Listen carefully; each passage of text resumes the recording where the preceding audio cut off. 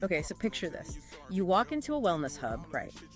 The shelves are totally stocked with health protocols, cognitive enhancement guides, daily hydration manuals, but there is absolutely no cash register. None at all. Right. Zero products to buy, no subscriptions, nothing. It's this entirely currency-free system that's built for, well, generational transformation. So welcome to today's deep dive into the Living Flow Apothecary. This is a platform designed by James Ken, who also goes by Tricona. Yeah, and our mission today is really to explore how this framework is engineering this radical sort of post-authoritarian shift and how we approach our health. Exactly. And let's unpack this shift because the word choice itself is super intentional, right? The apothecary shift. Oh, absolutely. I mean, if you look at the traditional apothecary, it used to just be a local spot for herbal remedies based on community knowledge, Yeah. but the modern version has become, well, heavily commercialized. Yeah, very transactional. Right. It's highly regulated, very transactional, and ultimately it's just a for-profit business selling wellness products. Hmm. So by shifting to the term apothecary and operating entirely currency-free, this platform completely removes that financial gatekeeping. Which is huge. It is. Because there's no transaction, your role fundamentally shifts. You aren't a consumer anymore, You're a participant. Right. Makes me think of the tech world. Like, if the modern wellness industry is Apple, where it's a closed ecosystem, they control all the parts and charge a premium. Yeah, the classic walled garden. Exactly. Then Apothecare is way more like Linux. It's an open source public library. You just walk in and use the tools.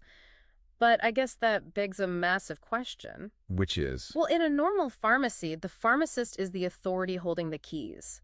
If Apothecare has no cash register and no pharmacist, who's actually in charge of keeping people safe? So that gets right into the post-authoritarian design. Traditional health systems, they're often very authoritarian.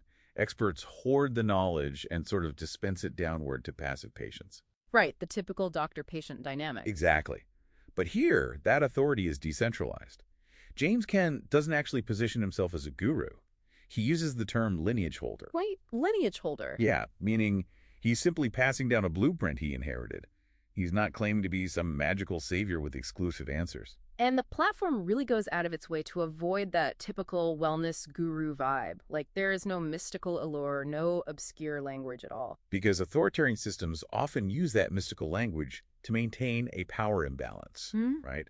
This platform intentionally uses direct, almost engineering-like terms. You're looking at algorithms, manuals, protocols. Which sounds pretty intense. It does, but the visual design reflects it too.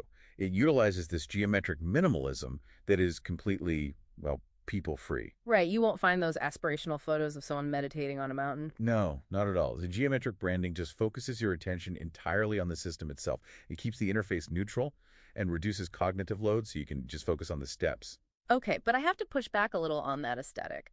I mean, if a health system is minimalist, algorithm-based, and totally people-free, doesn't it risk losing its human heart?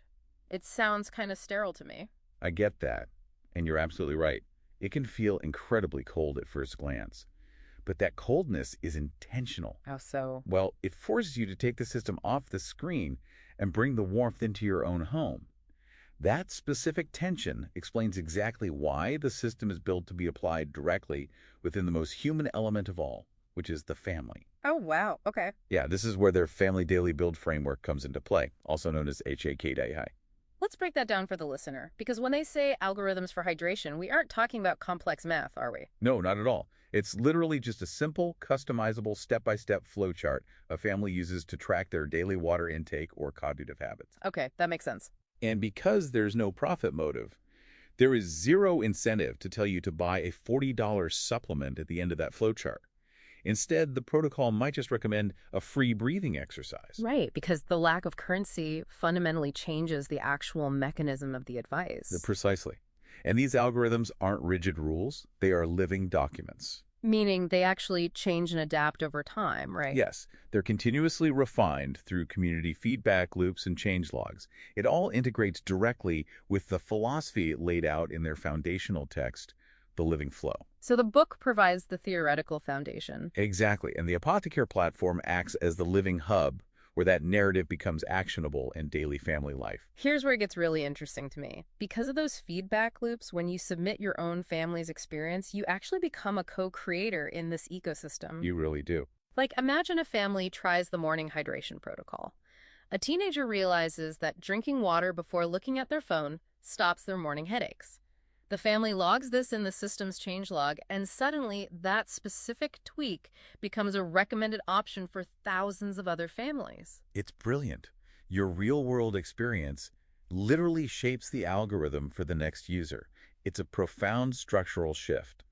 The Living Flow Apothecary really represents a new blueprint for resilience. Because it's operating without a profit motive. Right.